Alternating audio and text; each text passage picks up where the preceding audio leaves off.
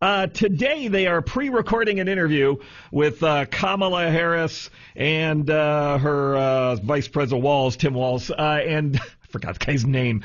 And to get a pre-look at that, we've got political commentator Samuel Raus on the air. Hey, Samuel, welcome to the show. Thank you so much for having me. So what are we looking forward to hearing tonight?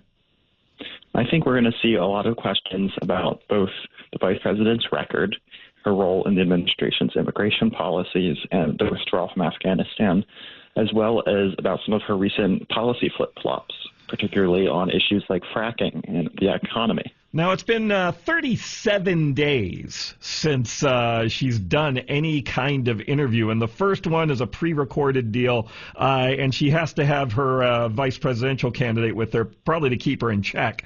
Is there anything we should read into that?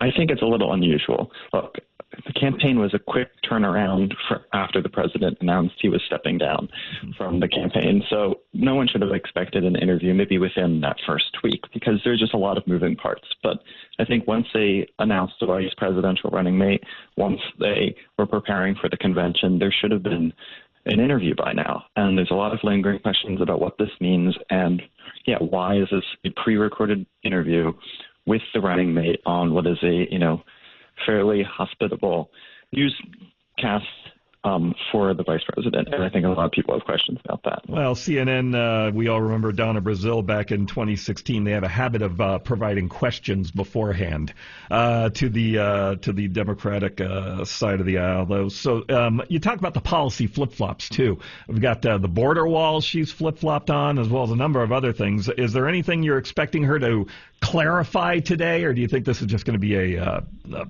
cakewalk interview? Well, I'm not sure in particularly, but I'm certainly hopeful that there'll be some clarity, particularly on her energy policies, because I think that's going to be something that a lot of voters across the Delaware River from me and Philadelphia and the greater Pennsylvania voting bloc are going to be looking at. Like what specifically? Specifically, she's flip-flopped on her position on fracking and different clean energy projects from the 2020 primary campaign. Yeah, well, it's going to be an interesting interview. I look forward to hearing more from it. Well, hopefully we'll talk to you again soon. Samuel Raus, Young Voices political commentator, thanks a lot for taking the time. We really appreciate it. All right.